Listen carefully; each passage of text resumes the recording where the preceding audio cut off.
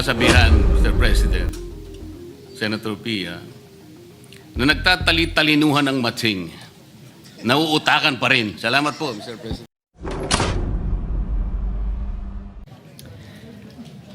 Mr. President, very briefly, I rise for a short manifestation which is very personal to me. Our rules are very clear, and every member of this chamber is expected to observe decorum, respect, and fairness towards one another. This is the foundation of parliamentary democracy and collegiality in this institution. And this is what the public deserves, for us to act with respect towards one another. As public officials, we are also bound by the Code of Conduct for Public Officials.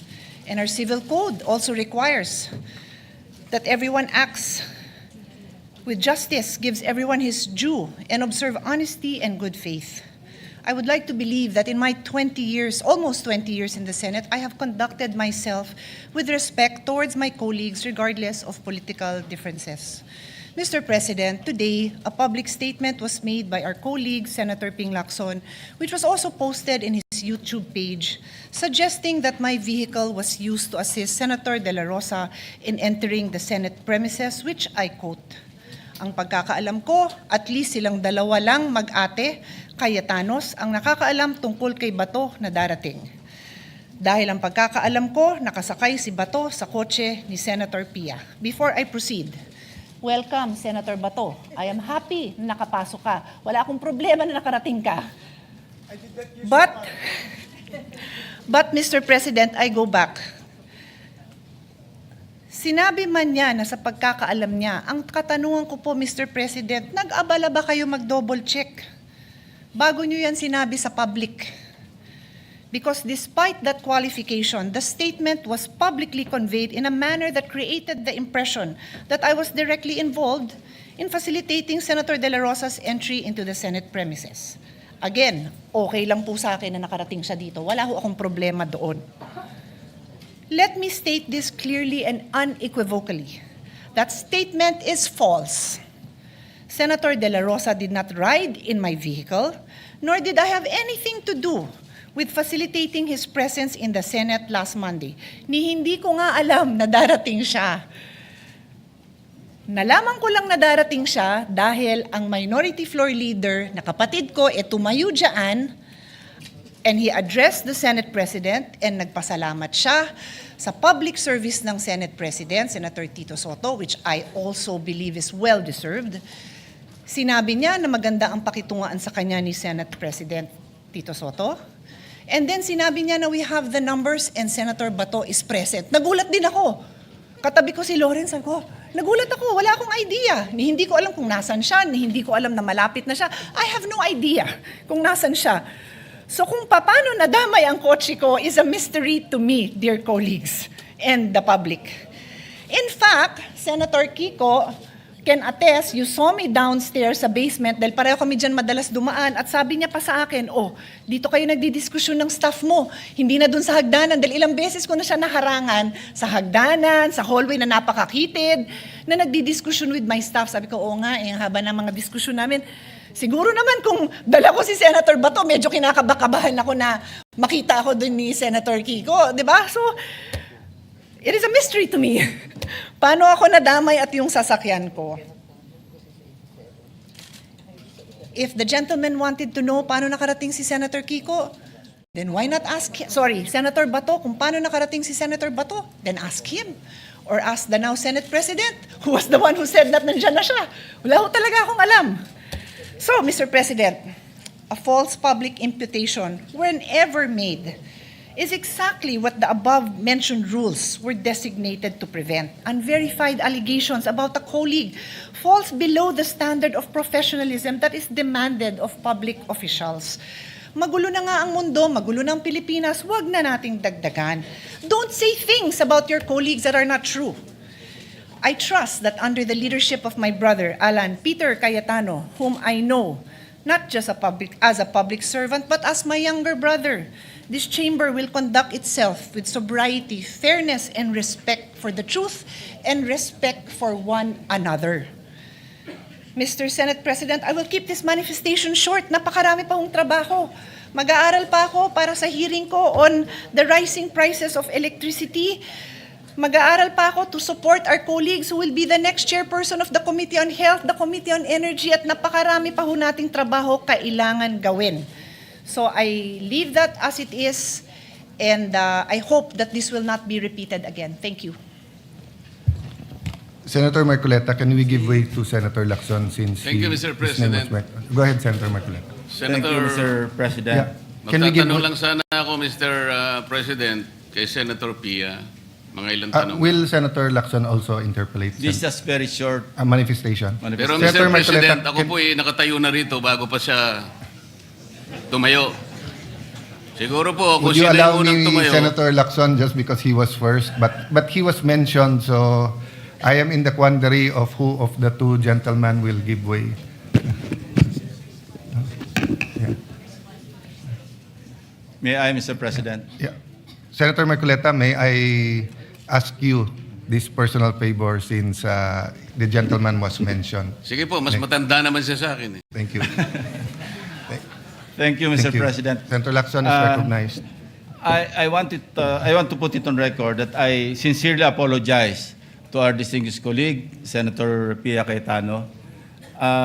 That information was relayed to me by a fairly reliable source, no? And if that was a mistake, then I sincerely apologize. I thought I made that public statement because I thought it was just a very not really a serious matter, but because maski saan sumakay si Senator Bato, as everybody would agree, it is of no moment. No? Sa amin siguro, kung malaman namin kay Senator Ligardo pa nakasakay, baka doon pa kami magkaroon ng issue. Pero maski kanino pa siyang nakasakay na sasakyan, lalo na from the majority, sa tingin ko wala naman pong problema, walang issue. Kaya parang isip ko, okay lang yung i-share ko yung information that I received from, ang sabi ko, from a fairly reliable source. Now, if it is false, then, or even if it is not false, then I sincerely apologize, Mr. President. Well, Senator Pia said that she will leave it at that, so I will not refer it to any committee. Senator Lacson apologized, you accepted. If I may just interject that it might seem innocent, Senator Lacson, but to those who are commenting, they think it's a crime, even because people got confused with the timeline, that when he got here, we didn't know there was an ICC warrant and everything. I told the media after my sister speaks, sa akin siya nakasakay, and I did not tell my sister, and I did not tell many of the members in the majority that he will attend. Ang sabi ko lang, please be there. Senator Marcoleta. Mr. President, tatanong ko lang po sana kay Sen Pia, kung halimbawa po ako'y nakisakay sa kanyang sasakyan, siya po ba o ako'y nakagawa ng isang krimen dito sa ating bansa?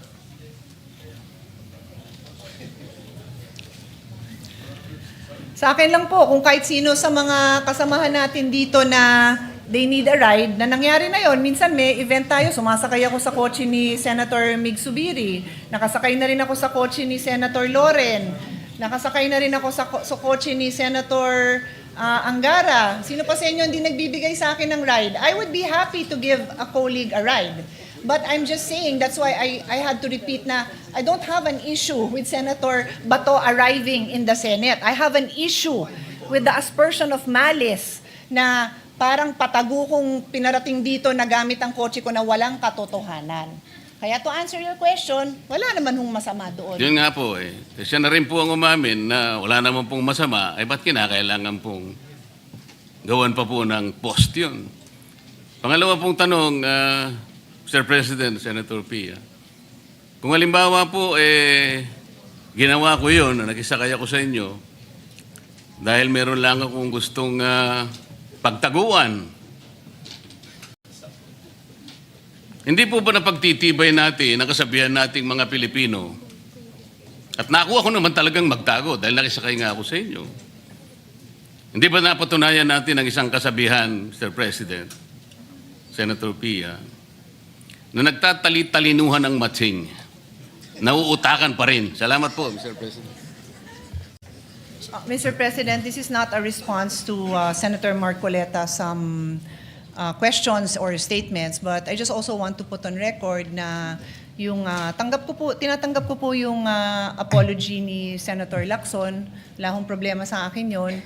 Kaya lang po, ako yung nakikiusap sa lahat ng kasamahan natin na mag-ingat naman tayo sa statements because these are very troubling times. Everybody's so sensitive.